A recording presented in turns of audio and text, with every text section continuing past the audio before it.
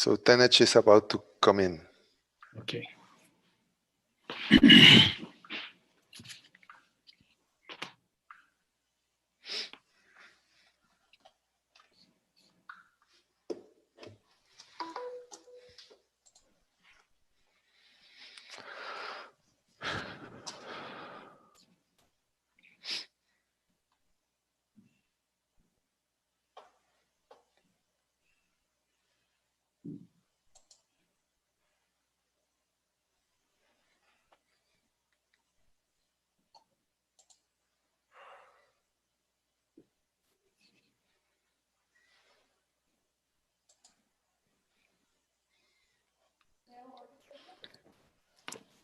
Hey, Hi, Salman. guys.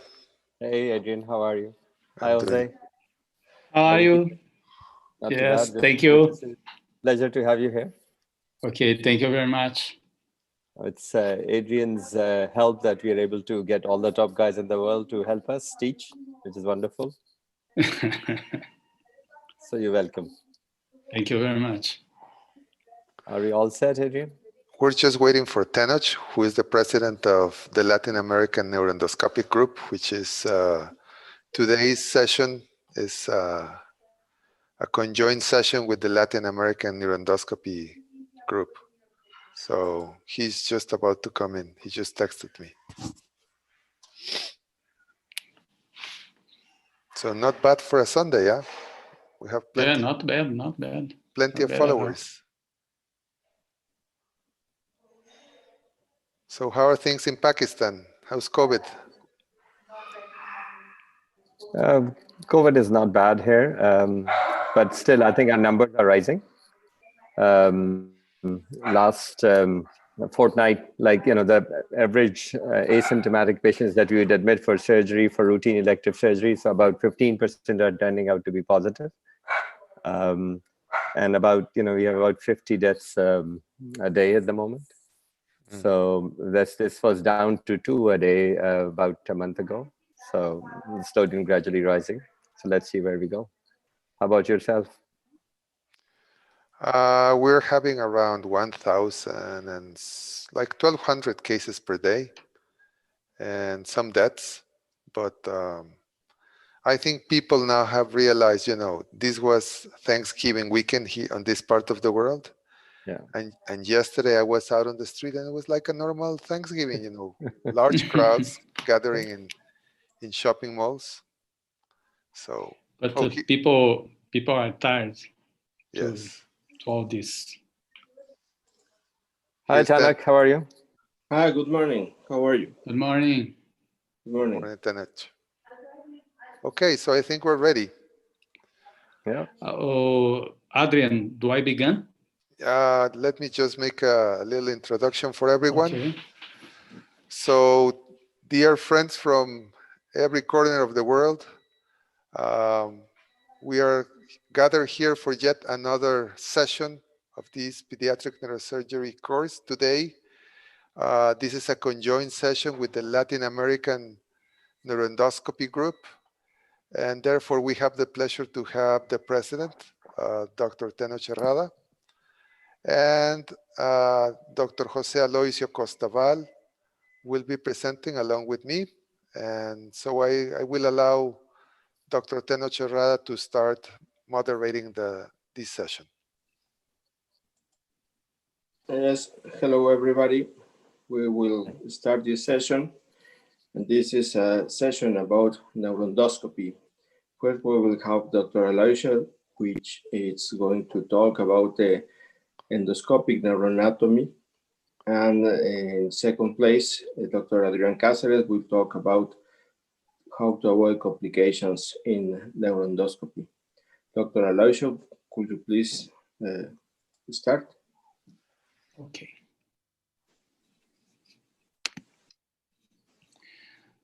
Do you see my screen? Yes. Yes. Okay. Just a minute. So thank you very much, my friends, for the invitation, and thank you to be here in a Sunday.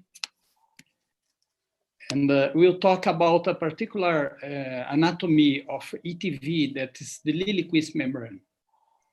As we know, to perform an ETV, we need to communicate the third ventricle with the interpedicular cistern by opening the floor at the tuber cinereum. And the tuber cinereum is a thin layer of gray matter below the pendulum of third ventricle that goes to the infundibular access to the mammillary bodies. And in ETV, CSF is diverted to the subarachnoid system. And like this case, it's aqueductal stenosis. We have here the tuber cinereum, and it's a very nice anatomy, and it seems to be everything nice to perform the ETV. But when we open the tuber cinereum, we see another membrane here that we need to work on it. And this is the Liliequist membrane. And we do not open the Liliequist membrane, the ETV will not work and will not be able to communicate with the cistern. The Liliequist membrane is an arachnoid structure. It is below the tuber cinereum, and it's the upper limit of the interpedicular system. So to conclude the ETV, it's always necessary to open the Liliequist membrane, like here, the Liliequist membrane is here. And sometimes we have the lucky to open the two structures together in the same maneuver, and we do not care with the Liliequist membrane. Like that, we are open the tuber cinereum, and the Liliequist membrane is open in the same time, and we even barely see it. But in other times, we need to open it in separated, in different surgical maneuvers. Like that, we've opened the tuber cinereum, and then we need to work hard in the Liliequist membrane. Otherwise, the ETV will not work. And we need to see the system. As we know, Liliequist originate in the posterior portion of the sila, and it splits in the most of the case in two portions. The diencephalic leaf that connects the diencephalon to the mammillary bodies, and the mesencephalic leaves that attach along the junction of the midbrain and the pons. Here is the neuroendoscopic view of the encephalic portion in contact with tuber cinereum, and here is the mesencephalic pons involving the midbrain. So most of the times, the mesencephalic leaf has an upper overture like that, and communicates, it's a natural communication of the interpedicular cistern to the prepontine system. But sometimes this border is not open, and we need a third maneuver to perform to open it. So as we see, it's very important to know the anatomy, the Liliequist membrane anatomy from the neuroendoscopic point of view. We know very well, very nice pictures like that showing the classical descriptive anatomy of the Liliequist membrane. And as neurosurgeon, we are very, we know very well the Liliequist membrane from microsurgical anatomy, especially because of the vascular surgeries.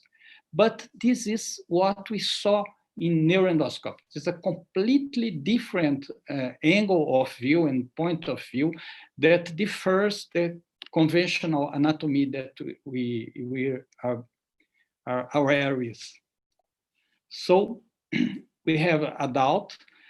We know that ETV has a discrepancy in literature because many authors consider that there's lower efficacy below the 2 years of age. And we wonder if it's not for the fact that we don't know well the anatomy of third ventricle, tuber cinereum, and especially Liliequist membrane in this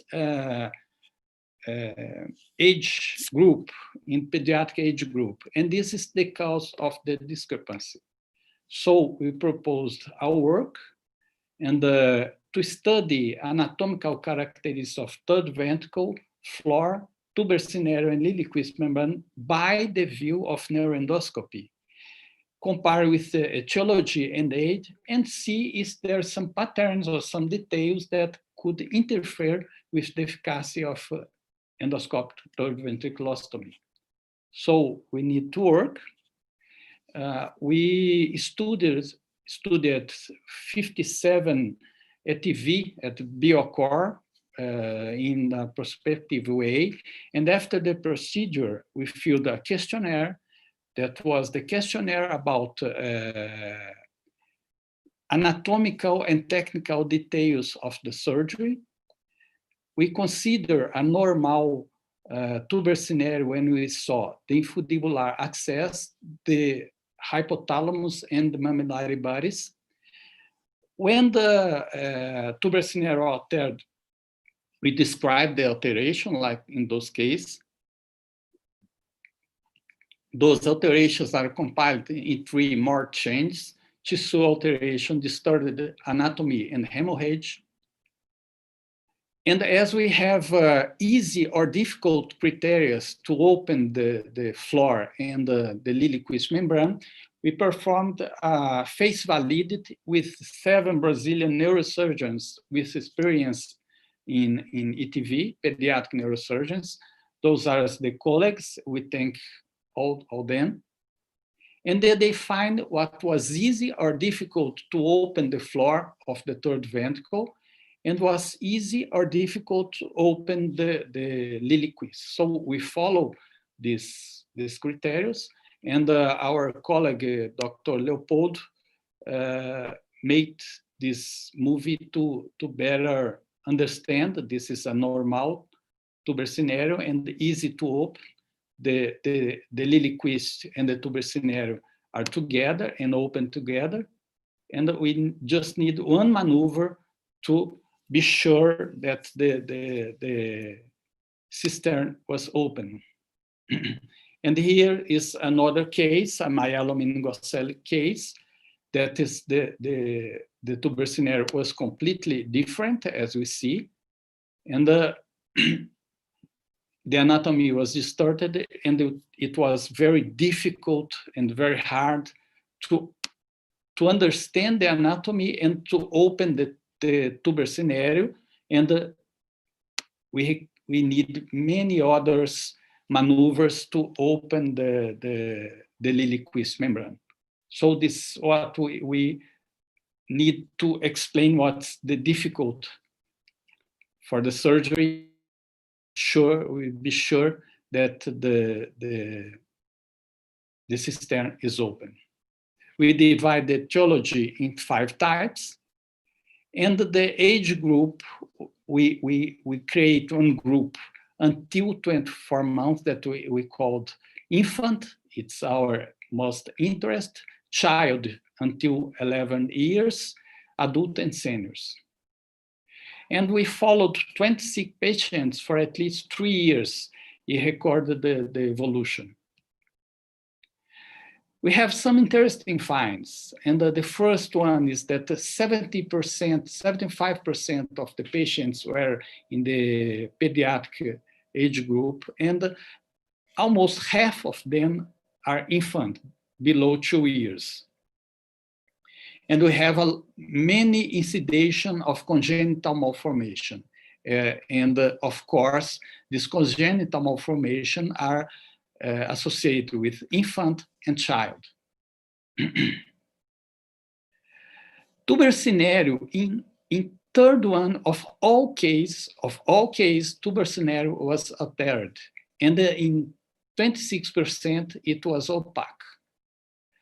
When the morphology of tuber scenario altered, especially in congenital malformation, and when it changed, the floor was almost always opaque. Opening tuber scenario was difficult in 39% of all cases. So in all surgeries, 39% it was difficult to open the tuber scenario, not the Liliequist membrane yet. And in 1/3 of the case, Liliequist membrane was thick like that.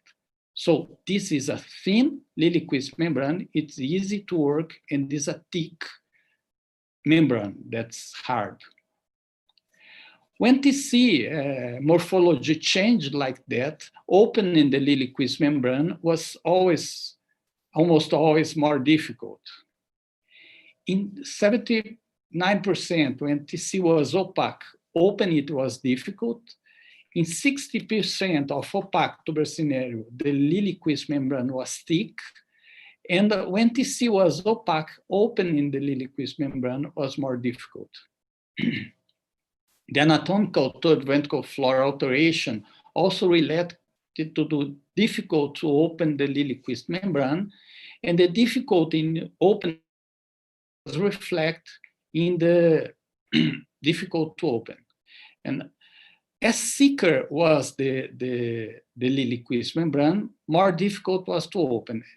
We see in the surgery, it seems that everything will be good because the anatomy is perfect, but we've tried to open the tuber scenario like that very easily, but we cannot open the Liliequist membrane because it was thick below the tuber scenario. So we need to work with other tools in order to be able to open the Liliequist membrane. So we had to work on it and then be sure that the cistern is open.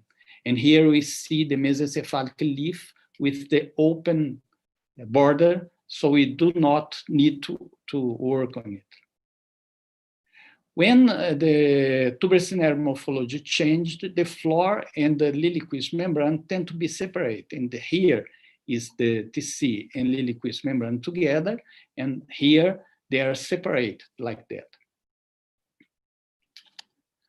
And opening the floor and the Liliequist membrane apart was a more difficult act. Again, a very nice anatomy. So, sorry. Very nice anatomy, but we see also a good anatomy of the tuber scenario and the floor of third ventricle. But when we open the tuber scenario, the Liliequist membrane was there separated from the tuber scenario. So we need to open it in a different maneuver like that. And this is maybe we are not so sure when we open the tuber scenario to open the Liliequist. And what does all this mean? Well, of course, we're talking about the age groups, especially children under 2 years. That was our initial goal. And the interesting fact is when performing ATV in this age group, we'll have 1/3 of chance to find an unusual anatomical tuber scenario. And in this occasion, we will have 3 different types to deal with: anatomical distortion, tissue alteration, and hemorrhage.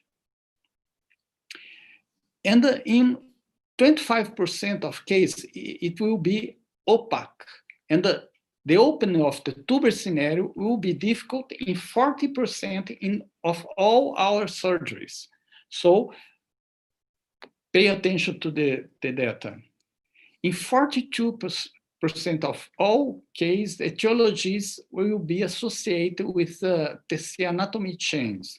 And on these occasions, to open the Liliequist membrane will be most difficult. When tuber scenario was difficult to open, generally open the Liliequist membrane will be also difficult. And the altered and opaque tuber scenario were associated with difficulty in opening the Liliequist membrane. When tuber scenario aspect, anatomical aspect changed, the floor and the Liliequist tend to be separated. In this situation, opening the Liliequist membrane will be more difficult. So we are yet inside the third ventricle. We do not reach the Liliequist membrane, and we have a lot of anatomical clues that to open it will be difficult. So after opening the floor, the surgeon will find a thick Lilliquist membrane in 1/3 of the times. If 50% the floor and the Lilliquist membrane were separated, in 37% it will be necessary two separate maneuvers to open the two structures, and those facts made ETV much more difficult to do. Of course, there is a high incidence of congenital malformation in children and infants, and when this occurs, the relationship between the tuber scenario and the Lilliquist membrane is more complex. Lilliquists tend to be thick like that, and of course, there is much more difficult to open the membrane. So when performing ETV, changes in the third ventricle floor, tuber scenario, and Lilliquist membrane are common and varied, and the technical difficulties are frequent. In contrast, what we listen many times that ETV is a very easy procedure to do. And these difficulties predominate in infants and children. When we saw what case do not have a favorable course during the three years, some factors are associated with ETV failure. TC altered or opaque, anatomical change in the floor and Lilliquist membrane, the separation between them, and the need to open it separately. And another situation is that we observed the anatomy by the neuroendoscopic point of view in vivo. There are no many observations in vivo, a description of the anatomy. So we are just learning about that anatomy by this point of view, and we have a lot of work to do. So what did they learn with all that? That Lilliquist membranes are variable and may be difficult its interpretation and management by the neurosurgeon. So be aware of the anatomy, be aware with the Lilliquist membrane. It's not a very easy procedure as we saw, especially in children and infants. Tuber scenario anatomical changes are related to different Lilliquist membrane presentation, generally make it difficult to deal.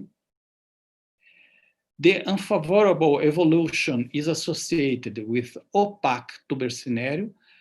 The separation between the tuber scenario and the Lilliquist membrane, and the need to open these structures separate.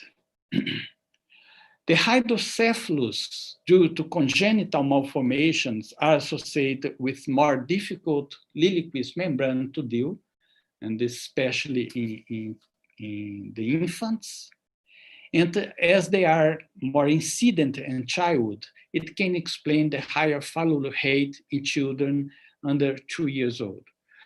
And what does it mean is that ETV is not a very easy procedure to do, as we listen many times, especially in children and infants. And there are a lot of anatomical details that many times we do not pay attention, but are very important to better conclude the procedure. I thank you very much for your attention. I am very pleased for you be here in a Sunday, listen to us, and I may answer any question that you have. Thank you very much. Thank you. Thank you, Dr. Aloisio. And it's a very, very interesting work. And in my experience, I have found this kind of separation of the Lilliquist membrane from the tuber scenario, especially in infants which had with hydrocephalus associated with infections and hemorrhage. And my question to you is, Do you think these maneuvers that you did to perforate a thick floor ventricle or to perforate the two membranes in a separate way, you have any complications in the endocrinological point of view, like diabetes insipidus, hyperphagia, or the precocious puberty? Yes, especially in the beginning of our experience, I think maybe because of that, we don't know very well the anatomy, and we have some not what may say not the maneuver that we have to do. We had some case of endocrinological disturbance, and I remember a very huge case of hyponatremia. But in the last years, we do not have, maybe because of the experience. But I think your answer, your question is a very nice question, because it can occur. Thank you, doctor. And the other question, do you think the dysfunction of endoscopic ventriculostomy, the lack of success of this, it's related to the thickness of the floor or the separation of the layers of the floor of the third ventricle? Yes, I am convinced of that those characteristics, the thicker floor and the Lilly-Quist membrane, and the separation of them are cause of malfunction or not function of ETV. I think maybe, especially in infants, when we open the tuber scenario, the floor, and we are afraid to look for the cistern, and sometimes the cistern is not open, so the ETV will not work. And that leads me to the next question. When do you decide to abandon the procedure? Because I saw a movie in your presentation, very, very interesting, in which the dorsum of the sella was very close to the tip of the basilar artery.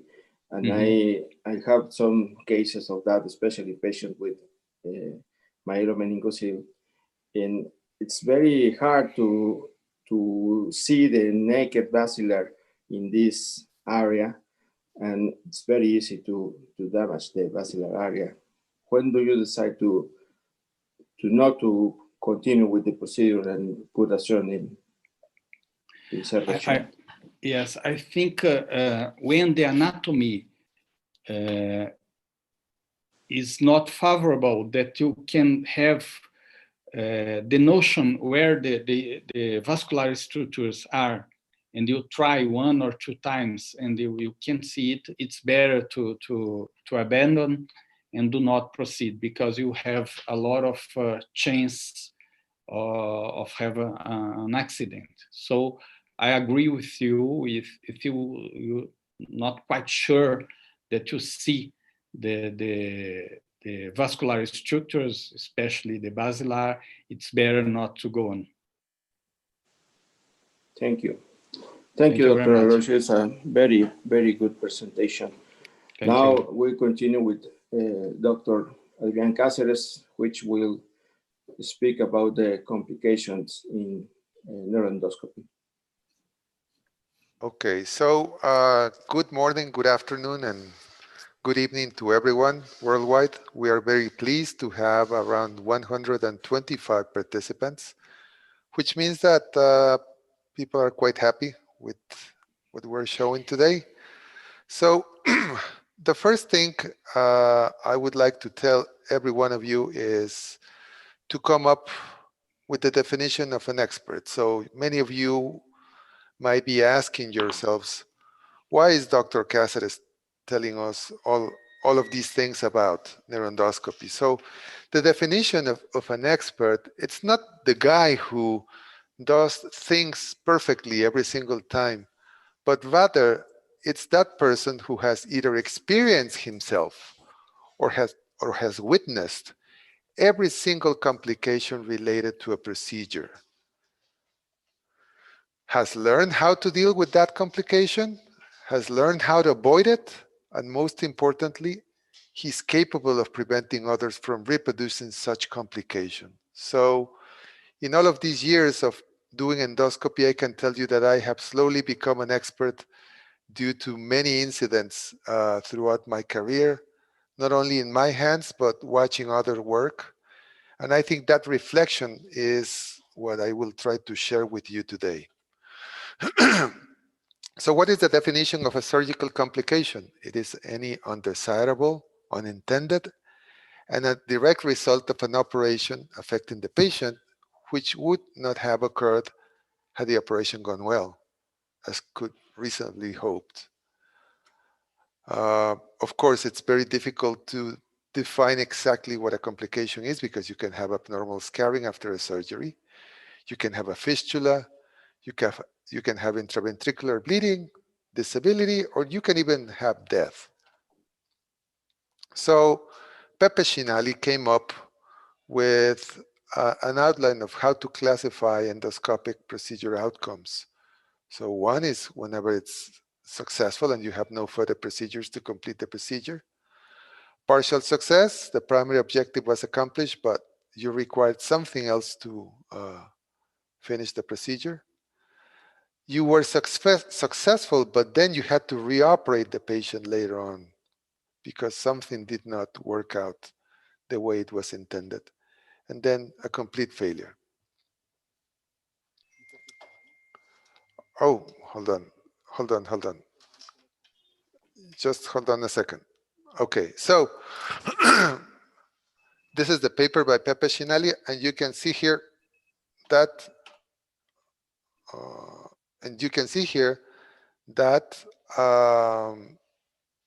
usually the most frequent complications in neuroendoscopy are either a CSF leak or the technical failure who leads to termination. And you can see here that intraventricular hemorrhage is also quite there, up there. Okay. So this is a diagram that's called the Swiss cheese diagram. This is not only for medicine, but for many other procedures. And what it basically does, it's a way to understand that sometimes there are a set of circumstances. So you can have here in the upper portion of the slide, the hazard that a patient can be exposed, and then you plan all these things to prevent a complication, but then there is unsafe supervision, and then there are preconditions in the patient, and then there's something that you do wrong. Many of these layers are actually done in order to prevent complications, but sometimes, even with all these layers, these holes in the Swiss cheese will align, and a complication will come through, and it will take place. So hold on just a second. So I'm going to show you this. This is the most complication, the most dreaded complication, which is basilar artery bleeding. And we will learn why this happens. How can we avoid such complication? This is the most worrisome. I think the first thing is that we need to consider that every single patient, and we as a surgeon, we are trained to understand that there's a point of no return. There's a point where we know that if we keep on going, we might inflict an injury that can leave a patient with a disability. So we need to learn this border between what is good and what is definitely not good for the patient. And most importantly, we need to know how to abort a procedure. So what is the definition of aborting a procedure? It's an unplanned cessation of a surgical procedure. And of course, morbidity and mortality are the key factors to consider in order to make this decision. Even pilots, whenever they're coming down, they might take a number of factors. They are very experienced, they trained for many hours, but sometimes even the most experienced pilots will decide to abort a procedure in order to save the patient's life or even yourself from harm. So even the most experts can come up to decide that something needs to be stopped. So I really commit all of you to read this paper, which was published this year in Child's Nervous System by Jonathan Ron and Shlomi Konstantini from Tel Aviv, which basically deals with this concept. It's a very good paper. So look, here below, we're performing an ETV in a patient which has a lot of scars after infection. So you might say, why are we persisting in dilating these membranes when we can clearly not see where the basilar artery is, and these membranes are so thick and so difficult to deal with? I think experience has to deal with this, but if for whatever reason we don't feel safe keeping on doing such a procedure, we should desist from this. Now, let's look at this other procedure. This is a patient in which we are sampling a metastasis that it's actually overlying the basilar artery. So you might say, oh, we're just trying to show off how good we are in endoscopy. And actually, thank God, this procedure went quite well from removing this metastasis that was trapped in between the mammillary bodies. I agree that many of you are actually frowning your faces as the procedure is being completed, and it was removed safely. But then again, look, the metastasis was right there, and we have this big tumor that needs to be actually removed later on. So what was the purpose? Were we actually helping the patient by trying to remove a small metastasis there? If we had such a large tumor. So these are the things that you start learning. Not just because you are there, you should proceed with a surgery. So in other words, if all you have in your hand is a hammer, not everything should be a nail. You shouldn't try to keep on going on and perform a surgery where you can actually hurt someone. So in this paper, the things that, as already Aloisio has said, there are things that go in favor of an ETV and things that go against it. Of course, preoperatively, if we have a high ETV successful score and have favorable anatomy with large ventricles and large prepontine space, we will see that these are things that are good. And when we're intraoperatively, if there's a thin floor and if there are no obstructing vessels, then we should go ahead.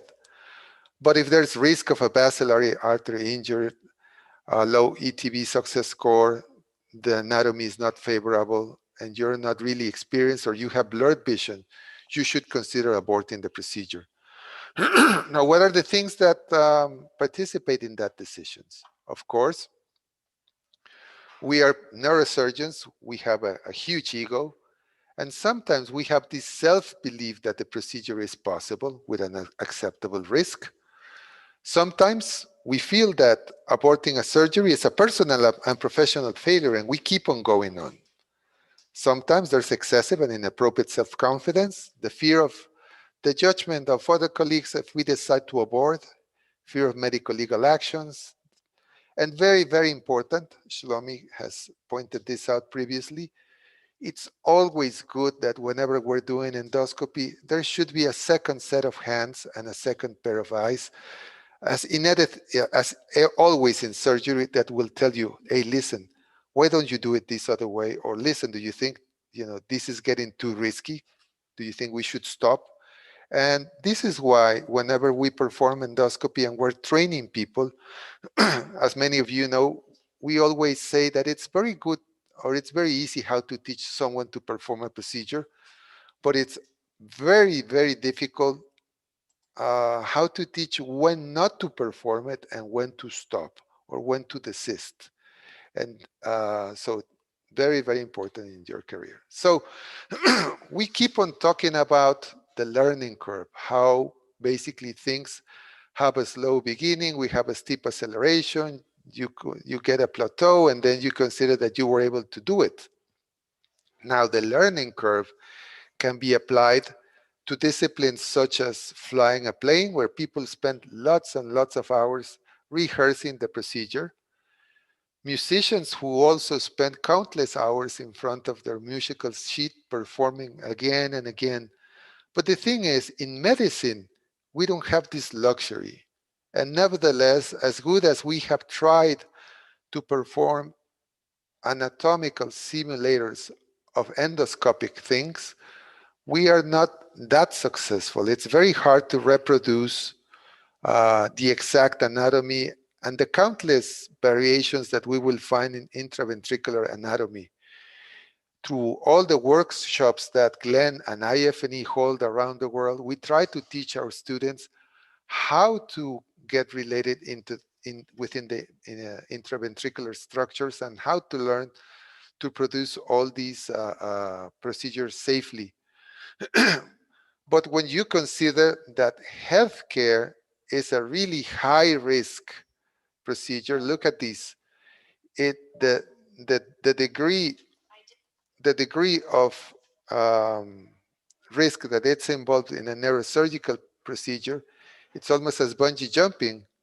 And look how commercial aviation or managing a nuclear power plant has less risk because there are more controls and things are very protocolized and standardized. So this slide should bring us, to a lot of reflection. Now, interesting is to see that the learning curve was actually invented by this fellow called T.P. Wright.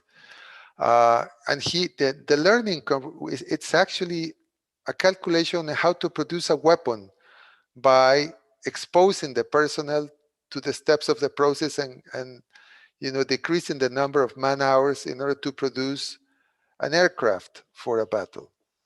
Now, in medicine, actually, the learning curve is quite different. It's a very steep learning curve until you come to an acceptable standard.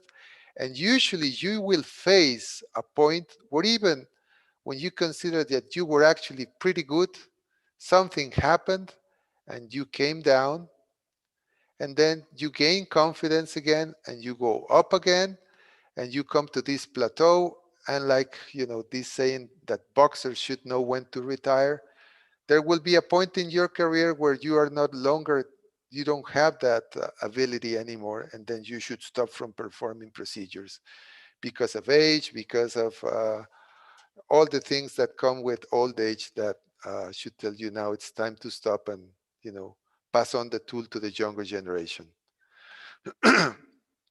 So how do we measure the outcomes of procedures? Well, we can measure the outcomes of whether the patient experiences pain after the procedure, the infection rate, the need of transfusion, the duration of stay in ICU, the morbidity, the mortality, or the cumulative survival rates.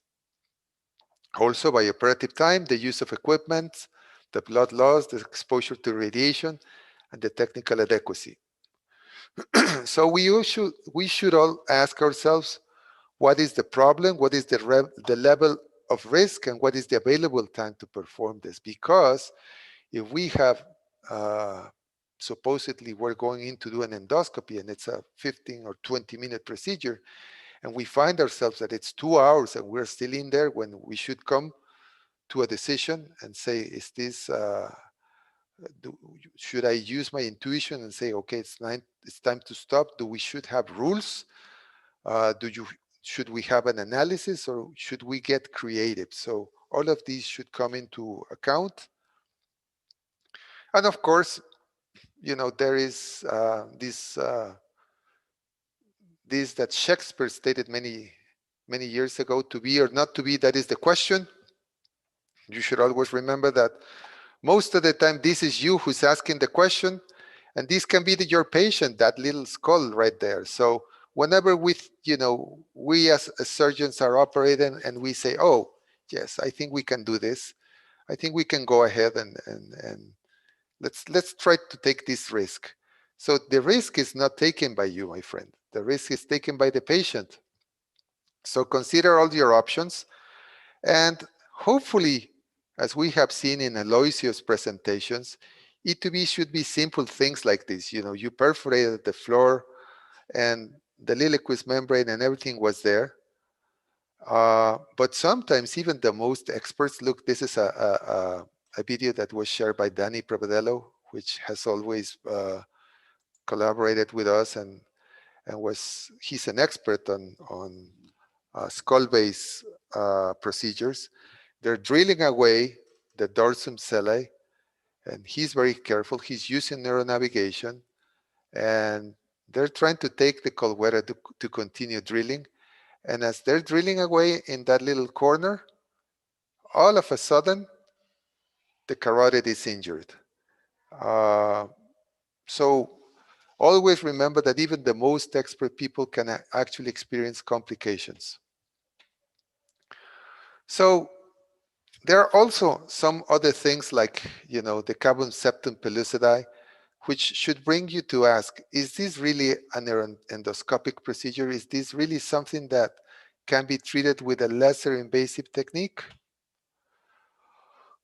Or also, as all of you who have joined in their IFNE or pediatric neurosurgical previous seminars, coagulating the choroid plexus has come of age, and now look at the number of CPC coagulation numbers going up all over the years.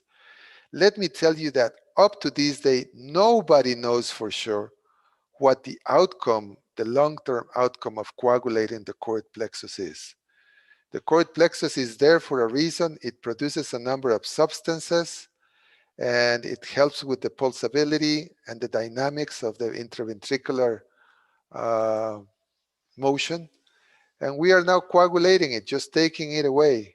It seems to help, but as things happen with the methylprednisolone, it will be probably a couple of decades until we figure out whether what we are doing now it's actually good or not. This is, you know, the methylprednisolone, and look how it was favored, and nowadays we're very disillusioned with it. So not everything that it's brand new or that it's novel will actually help throughout time. And we should always remember that a shunt is not the devil. The shunt is a good solution for many things. Of course, a shunt can also cause a lot of problems, but most of the time, if you are in doubt, a shunt can actually save a patient from a risky neuroendoscopical procedure such as this. Look, there's bleeding here. Sometimes shunts can go wrong, but most of the time, they're a good alternative. So the overall complication rate in neuroendoscopy is between 6 and 20%, with a global rate of 8.5, and 4% will lead to procedure termination. 3.7 is related to hemorrhage. And look at this, basilar artery injury, which is quite rare, has been reported in less than 0.2%. And also 0.2% will lead to permanent neurologic sequelae. So, okay, let's see. I'm stuck here. So, most of you know that errare emanum est in Latin means that to fail is a human feature. But what most people do not know is that this phrase has a second component also in Latin, which means perseverare autem diabolicum, which means that not only performing mistake is a human act, but what it's truly wrong is to persevere performing those erroneous acts. So what are the contributing factors? Of course, inexperience and malpractice. Sometimes you come in the middle of the night and you don't have your neurosurgical scrub nurse, so she doesn't know a thing about what is to be performed and what is the equipment to be used. Sometimes the optics and monitors will fail. You know, many times you're working and boom, the monitor went out, the system malfunctioned. the position of the endoscopic tower, the positioning of the patient and the endoscopic holder, the type of endoscopic holder. And you should always review your protocol. As we have already listened from Aloysio's talk, if the patient is less than 3 months of age, less than 3 kilos, does he have a history of intraventricular hemorrhage? You should prepare yourself. If there is a normal aqueduct, if there is a small prepontine cistern, then you should always prep for plan B, and not only drape your patient, but position it, to either place a shunt or to have your fields ready for an open conversion should anything go wrong. Are you familiar with the case? Do you have the images? These are things that most of you know, but it's very, very interesting that whenever we try to examine why something went wrong, we go back and some of these things were actually overlooked.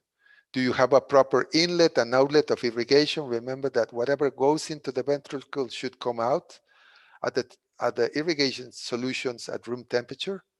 You should always test all your electronic equipment and all your mechanic equipment prior to start the case. Do not start without testing every single thing before you procedure. Does your forceps, does your scissors open and close before you put them within the patient? It has happened to me a number of times when you open a scissor and for whatever the reason that is, it's not well lubricated, is there some rust that was left, the scissor will not close and now you're trapped within the ventricle. Also, what are the factors that limit a good image? Are you seeing the real thing? This can actually sound pretty stupid, but let me tell you, my friends, that we all have seen the case which was legally prosecuted of an endoscopy, a very well-known guy, that he was to start the case and he said, the assistant in the OR, please put on the video, and the guy went on and pressed a button, and what they were looking at was actually the previous procedure. And as he inserted the scope, he thought he was going into the ventricle, and actually he was looking at the video of a completely different procedure. Never, I don't need to explain you what actually happened. So is the camera well oriented? Is the system well coupled? Are you using a damaged or foggy lens? Are there blood deposits? Is there brain debris in the tip of your endoscope? Or is there active ventricular hemorrhage, which is going into precluding you from seeing well? So nowadays, we're using this two-monitor technique, which allows to have not only yourself, but your assistant to look directly straight into the monitor and also to use neuronavigation. And whenever you want to insert your endoscope, we should, okay, so we're ready to do the procedure and you want to insert your endoscope into the brain. So how are you going to do it? We can use a ventricular catheter. It's a silastic, a small thing that can actually go into the ventricle, and you can use your regular trajectory, or you can use a neuroendoscopic trocar, which is also soft, but it's actually thicker. You should always remind of the depth guides, and you should look at your CAT scan or MRI and calculate the distance between the skull and the ventricle in order to know what the depth is going to be and avoid going too deep.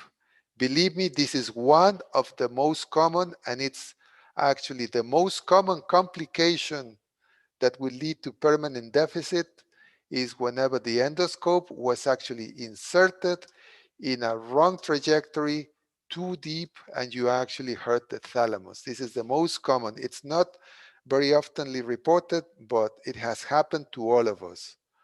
So by all means, please use neuronavigation if you have it at hand, and try to have a nice trajectory into your ventricle. Sometimes rotating the scope during insertion will help to clear some debris. And remember, you're looking at the brain through a borehole. It's a very small window into a huge universe. You have very little control of what happens underneath this borehole. So some some years ago, our friend Stefan from Vienna actually did a work to calculate what was the best approach to enter the tuber scenarium and to be exactly where Aloisio was telling us. So by doing this, he actually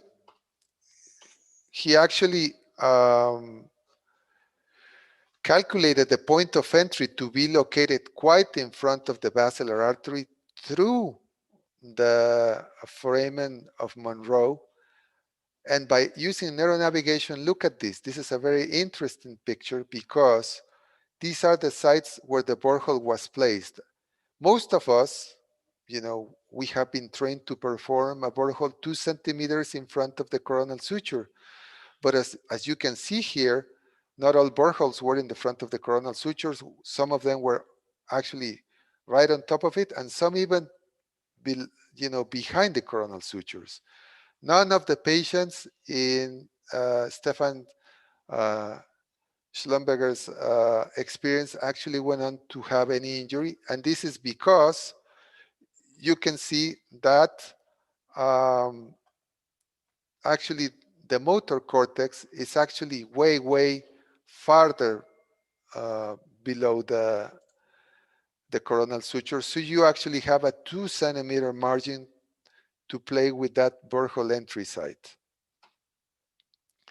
Whenever you go in, sometimes as you're coming into the ventricle, you will find this situation, a very hazy, a smoky appearance. And this is because when you perforated the roof of the ventricle, some vessels were there and they start to bleed, and sometimes you cannot have an adequate visualization of your endoscopic field.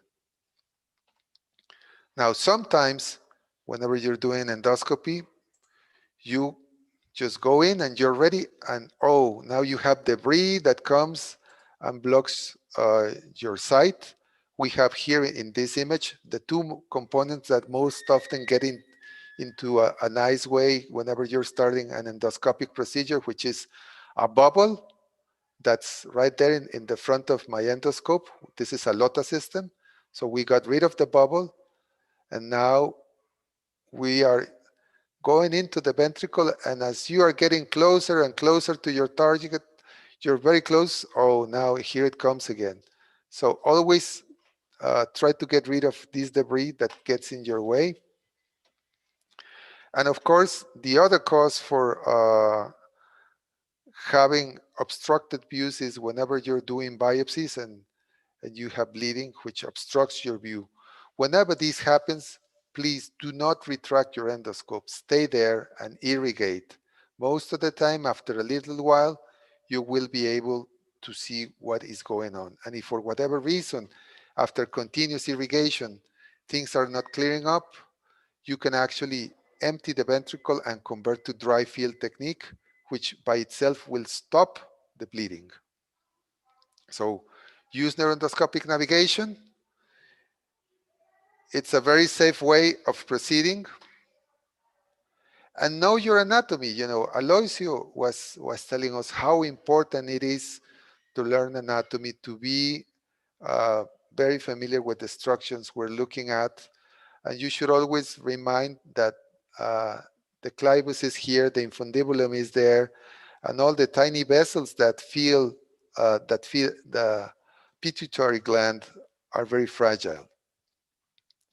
I will not continue talking about this because Aloisio has already demonstrated all the anatomy of these cisterns and the importance of the Liliequist membrane in order for you to see this is what we would like to see, the basilar artery. But I have to tell you something. Disease never studied anatomy. So there is a very high chance that your patient will never look like those beautiful medical illustrations that we see in the textbooks. So this is, for instance, a patient with myelomeningocele. We can deduce that up here in the front at 1 o'clock, that is probably the infundibulum. But look at how distorted the floor of the third ventricle is, and this interhypothalamic adhesion, it's huge. Sometimes you have small adhesions, but it's really distorted. Look at this other patient, there's a huge distortion. There's this little hole here that you say, is that the aqueduct? Is that the infundibulum? No, the infundibulum is up here, but what is this little hole? So all of these things require you to use neuronavigation, good judgment, and experience. Look at this other huge tuber scenario. And sometimes you have to work in a very, very tight space. This is a patient which has this huge interhypothalamic adhesion. We're using here a MINOP endoscope. We're going in between those structures. And this is a very, very small space to work. I'm going to speed up the, so we're gonna coagulate there, and we're gonna insert our Fogarty balloon within this structure to dilate it. Look how tiny it is that even the balloon looks quite big for the space for performing an ETV. And after we have dilated this, there's still the Liliequist membrane, a lot of membranes below it. We keep on dilating the structure. Now we have a much better view. But as we go there, now we're experiencing some bleeding. Where is this bleeding coming from? Oh, it's coming from the interhypothalamic adhesion. So now we have to deal with this. Most of the time we can do it by coagulating or irrigating. And in this case, we were successful in controlling this bleeding. So always take into account that double layer and the presence of the Liliequist membrane. But sometimes look at this case, for instance. This case, it looks here like we have a basilar artery right in the middle of the interpeduncular fossa. It looks here that it's really high. And when we're doing the procedure, look at this. There's a beating. So traditionally, we would think that this is the best place to perform the procedure, right here in between the interpeduncular fossa, right there. But as we look into the structures, we actually figured out that the basilar artery is right there, and we decided to perforate in front. Look that the vision is not direct because the basilar artery is actually beating in front of us. Whenever you dilate in front of the basilar artery, two things that I recommend is that you never inflate something that you cannot see. Tiny vessels can be easily be torn from the basilar artery. So always dilate, never inflate the balloon and pull back. And once you have opened, look of how close the basilar artery was to the place where we performed our procedure. So always proceed with caution. Look that the dorsum sella is right there in the front. And of course, if we have this kind of configuration, do not attempt to go in there because you might injure the vessel. So that was how it looked before. And that. So always remember complex diseases for the endoscope, myelomeningocele. You will have subarachnoid space tumors, multiloculated hydrocephalus. Most of these cases are nightmares for the neuroendoscopist. Thalamic and hypothalamic tumors, congenital anomalies. Things sometimes are very weird. They do not, or sometimes you have very, very tight. Look, this is a patient that actually experienced a shunt infection, and we're going into the ventricle, and it's very, very hard to know exactly where is that we're going now. And I would like, for any of my colleagues to tell me exactly where's the floor of the third ventricle and where we should perforate just by looking at these structures. I am looking around and trying to decide what is the best place to do the perforation.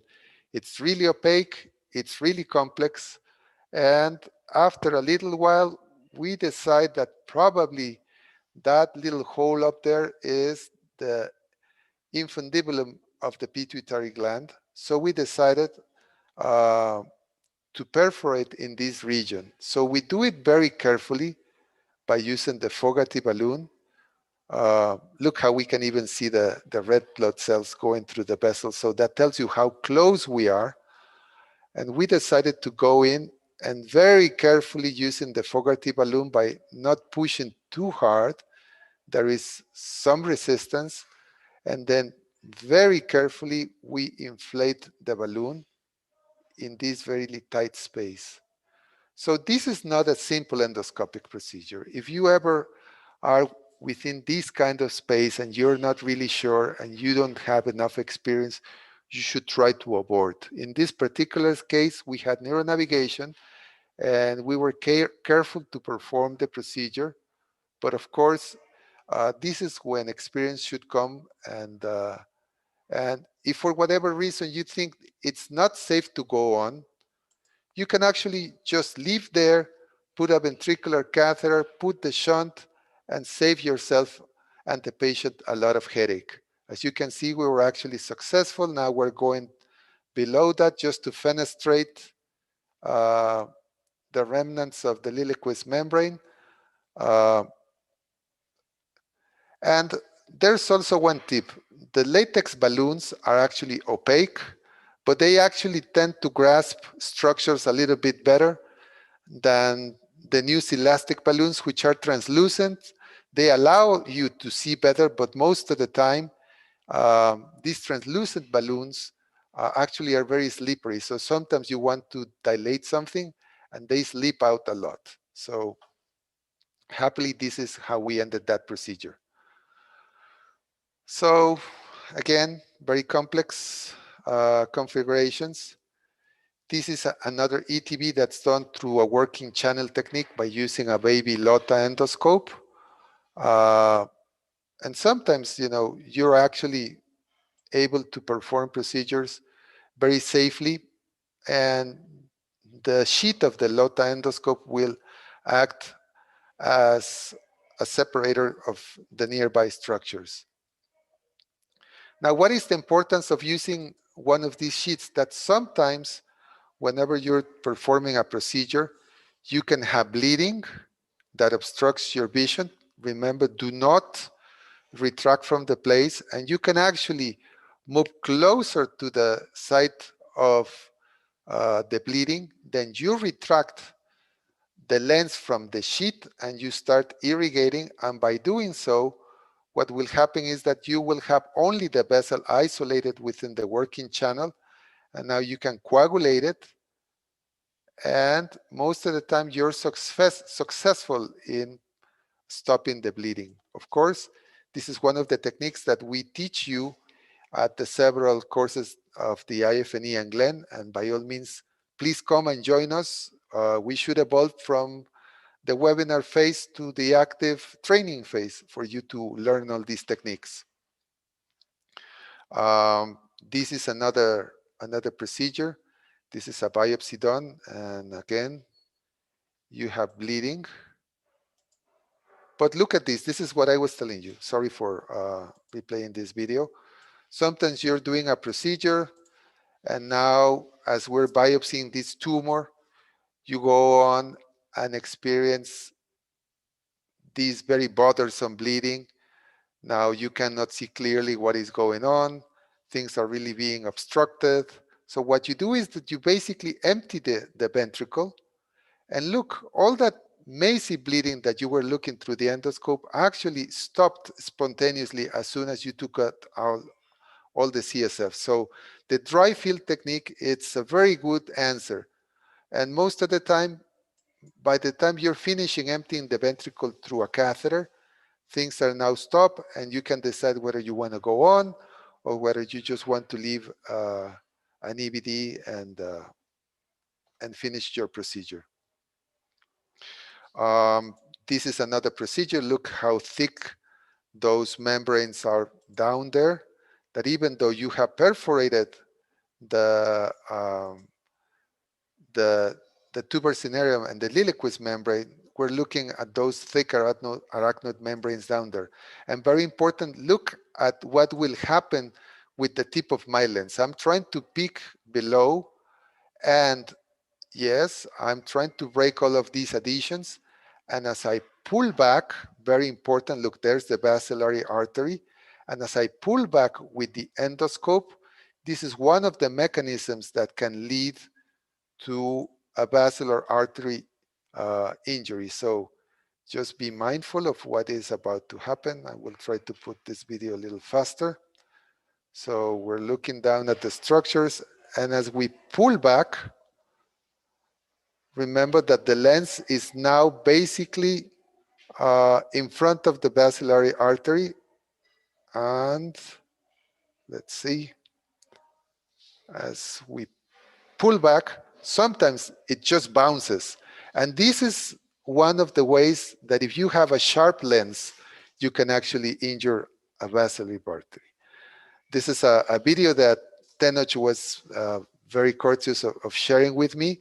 I think it is very commendable that surgeons should not only teach the good things, but teach that not everybody is free of incidents.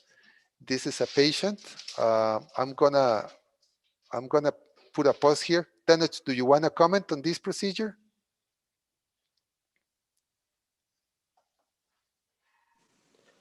Yes, this is a patient with post-infectious hydrocephalus, which had several shunt revisions, so we decided to perform an ETV, and everything was going okay. And we performed in the usual fashion the endoscopic third ventriculostomy. And when we were exploring the interpeduncular cistern, you can see here we perforate the tuber cinerum, then we see below the Lillquist membrane. So we advance the tip of the endoscope, and we are fading away all the arachnoid adherents that we found in this patient with post-infectious hydrocephalus. And we were cleaning all the adherents, the arachnoid adherents. We can see there the contralateral sixth nerve. We now go deep and deep. And this was a very, very wide subarachnoid space. So it allows me to go very deep into without any complications in the heartbeat or anything that we see sometimes. And here I can see the lower cranial nerves there. And suddenly I felt a click and the bleeding.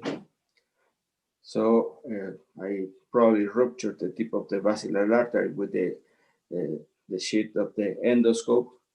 And finally we wash and wash as it's advised. But unfortunately, the patient had no good result. Thank you, Tenoch. So this is the video from Shlomi Constantini. He also,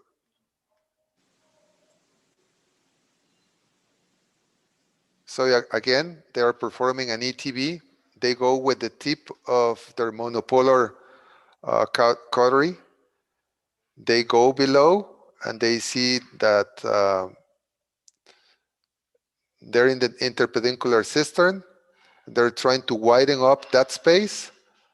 And while they're doing that, they will try to dissect all these membranes with that blunt tip of their monopolar cautery. Look at this. You can see it on top. They're trying to use it. And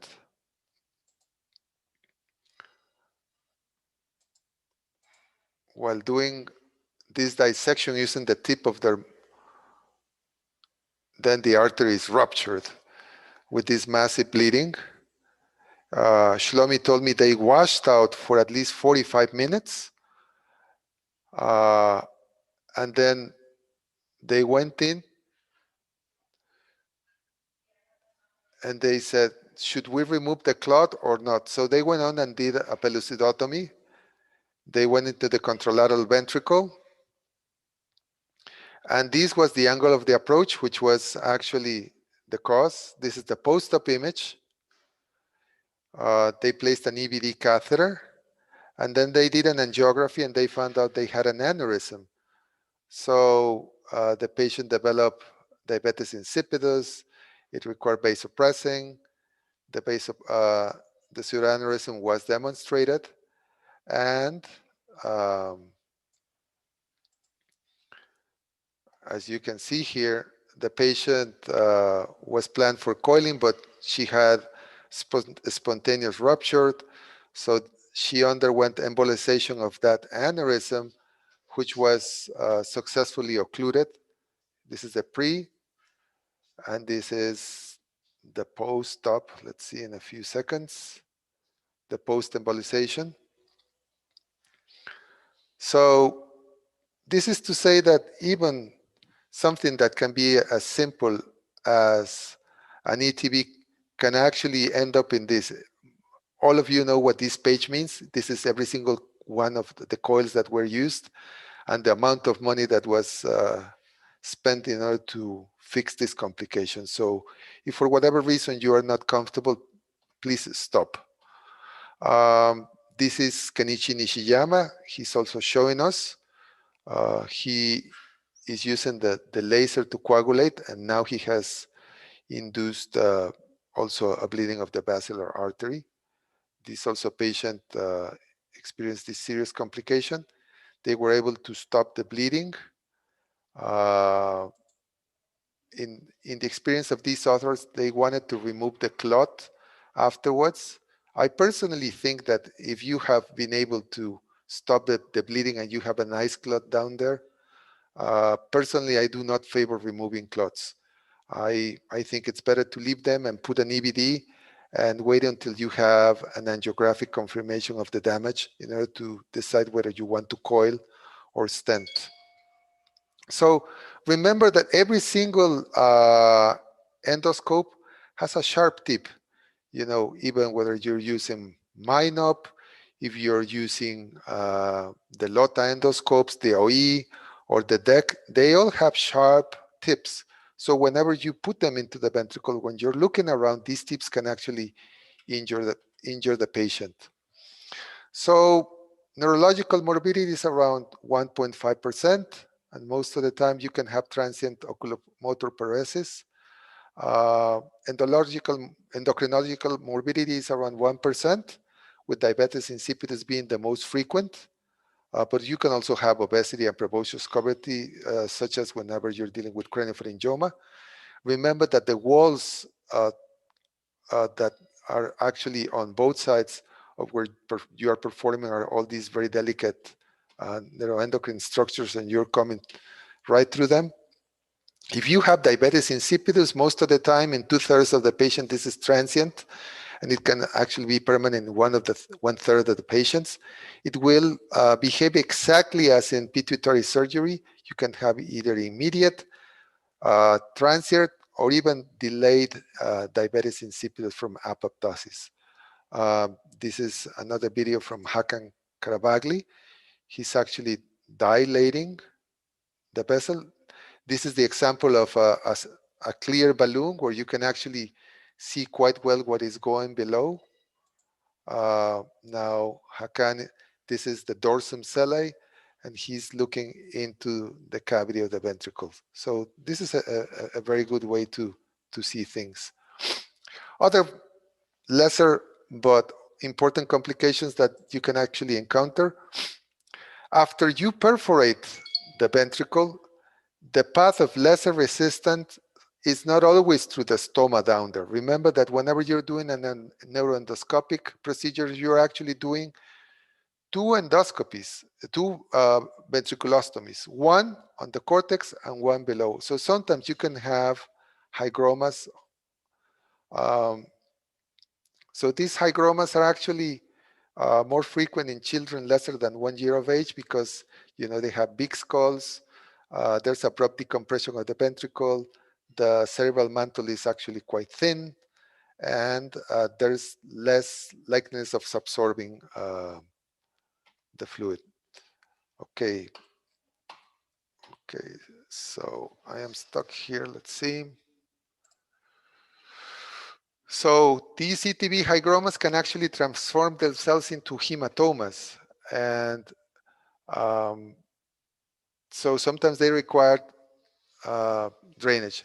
Some intraoperative complications, the anesthesiologist can see tachycardia in 20% of the cases. Some patients will have tachycardia and hypertension, bradycardia, but most of the time these are transient. And look at this. Cognitive complications are most often found during colloid cyst resection because of the proximity of these structures down there. So you can also hurt here the fornix as you're doing neuroendoscopic procedure. So always be mindful. Remember, your anatomy is something that you should always review time and again. And in that case that Danny Pravadello was showing us, they were able to control the bleeding by packing with muscle. So always remember, final words of advice, always take samples, take cultures, do not perform endoscopic tourism. If you have completed your procedure, don't stay there looking at things because it's just so cool, because this is when accidents happen. And if for whatever reason you have bleeding, do not move, irrigate. So we commit all of you to move on from this Zoom phase and join us for these global neuroendoscopy education seminars that we perform worldwide. If you come, we will teach you lots of stuff, lots of tricks. So we are very pleased to share our experience with you. And thank you very much for your attention, and thanks for watching. And that's it for all now.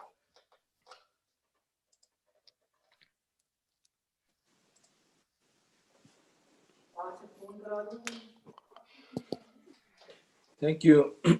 Thank you, Adrian. It's a very illustrative conference, and I am very, we think of neuroendoscopy as a no complication procedure, and I think we all should be aware of the serious complications that we can have in this kind of procedures, and the serious of the morbidity and mortality that we can have in this kind, in such a simple procedure as endoscopic third ventriculostomy. So we all need, especially, to know when to stop, when to decide not to continue with the procedure and just put the shunt on. I don't know if anybody has any other comment.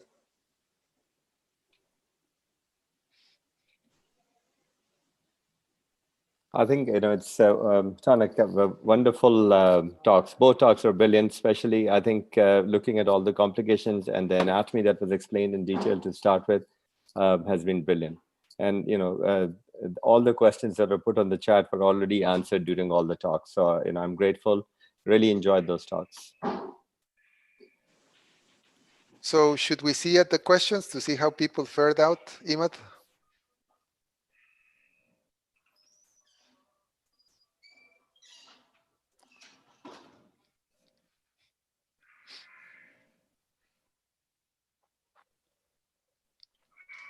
So Aloisio, you want to comment on your question?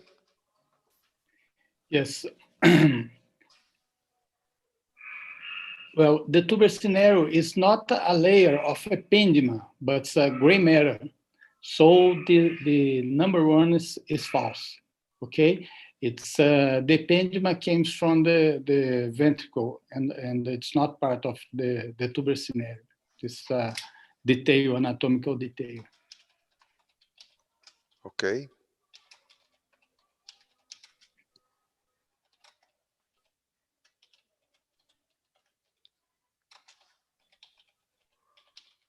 Let's look at the second question.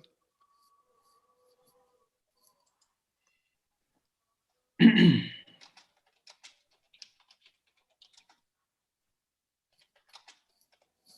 want to comment, Aloisio?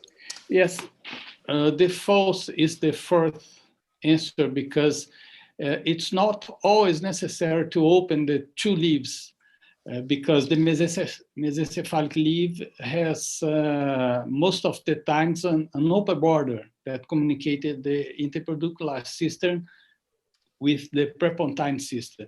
So sometimes we need to work in the second layer, in the mesencephalic leaf of the lilyquist. But most of the case, you just need to open the encephalic leaf. Very well.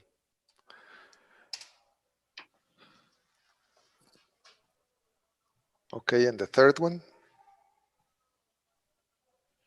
Okay, just a minute.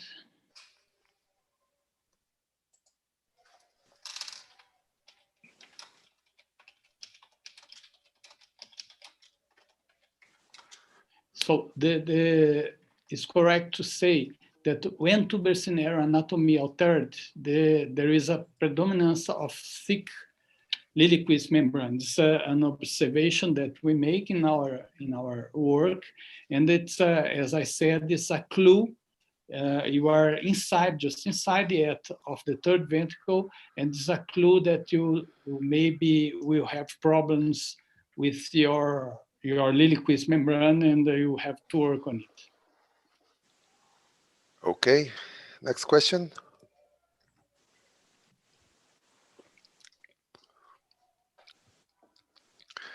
So the most frequent incident that happens during endoscopy leading to permanent injury is 33% actually answered wrong depth and trajectory of endoscope insertion. So always plan, measure your endoscope, and try to enter the ventricle with a catheter. Once you have established a good trajectory and an outflow of CSF, follow that trajectory with the endoscope or with your trocar. Most of the injuries are done because of wrong depth and trajectory of endoscope insertion, whenever you're actually just starting the case. The next one.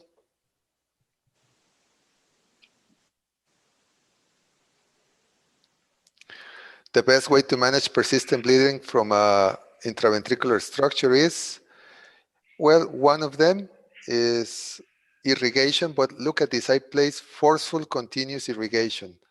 You should always remember that whenever we're washing away the clot, you should be very gentle with the irrigation. Sometimes you see how a little clot is being formed, and if you irrigate again, you actually wash out the clot. So sometimes, we wash very carefully, but the best way if you have a persistent bleeding is to transform to a dry field technique. The next one. And of course, the vascular injury incidence is less than 1%. Thank God. Okay. Adrian, may I show a picture that showed what you said in the first of course, go question? Ahead, by all means. Okay.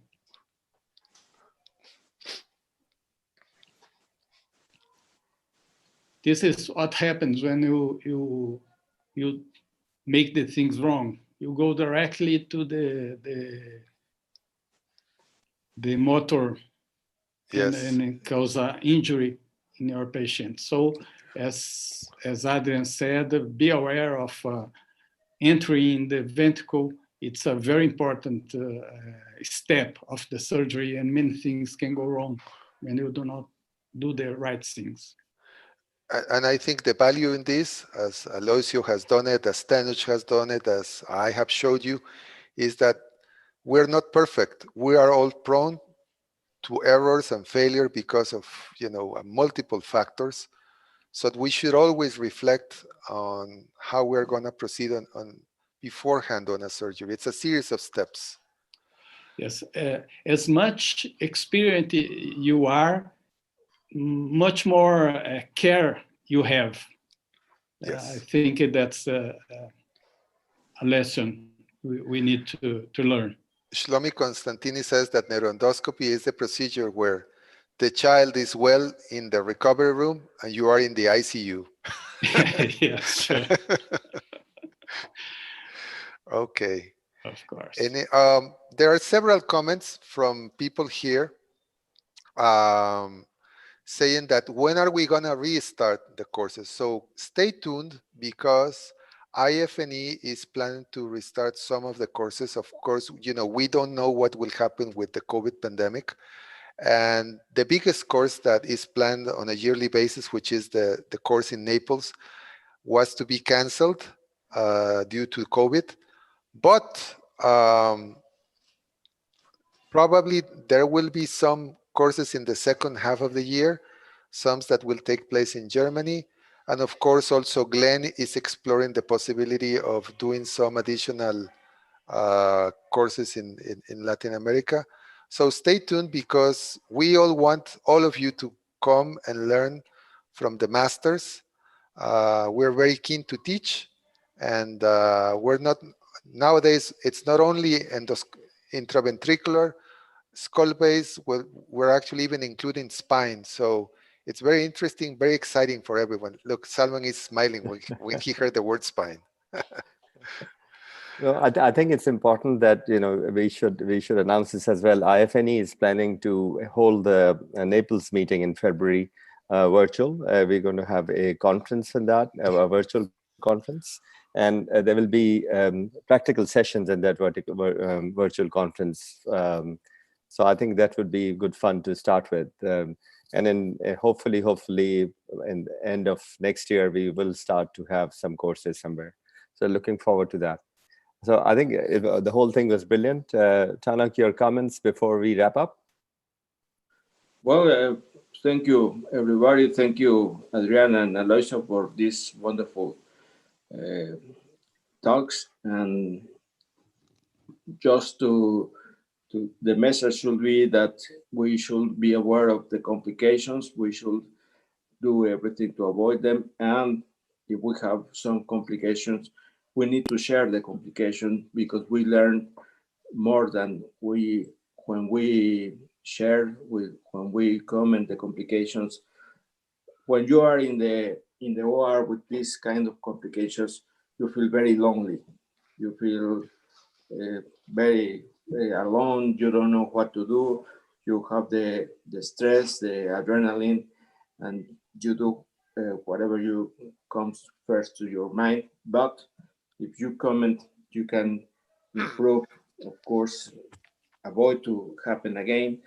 But if you have the same complication, you can react in a different way, in a better way. So please comment and share your complications. Okay, can we all switch on our videos? We'll get a group photograph. And just to announce our next, Adrian, you would like to talk about this? Yes, so we will have our final presentation to close the year, and this brilliant set of conferences. This will be next Saturday. It's not going to be Sunday. Remember, we had to skip because of the IFNE conference held yesterday, which was brilliant, by the way, Salman. Yep. So we will have Girish Solanki. He is the head of the Pediatric Neurosurgery Department at the Birmingham Children's Hospital in the UK. He will talk about a very interesting approach to the management of Chiari syndrome. And of course, we will have Samuel Baba, which is also one of the champions of prenatal intrauterine myelomeningocele closure. And we will have some invitees from ISPN and IFNE, the Brazilian Society, and all of those who have participated as a closing session for this series of talks. So by all means, please join. Yeah, we also are planning to have a quiz in that. So of whatever we have done up till now, Adrian's responsibility is make the quiz. A short quiz. So we see what we have taught over time and did we do justice. With our spine committee, our next session is coming up as well. So Nicole Pive and Ben Reutberg. And the moderators are usual, Paolo, Dagor, and Mehmet Zaleli. And this is on 6th of December, which is a Sunday. So it's a pleasure having you all. And if you can have all videos, can you switch on your videos before we take a photograph, please? Yes, please switch on your videos. Thank you, all of you. Brilliant. Imad, can you please kindly take a picture for us?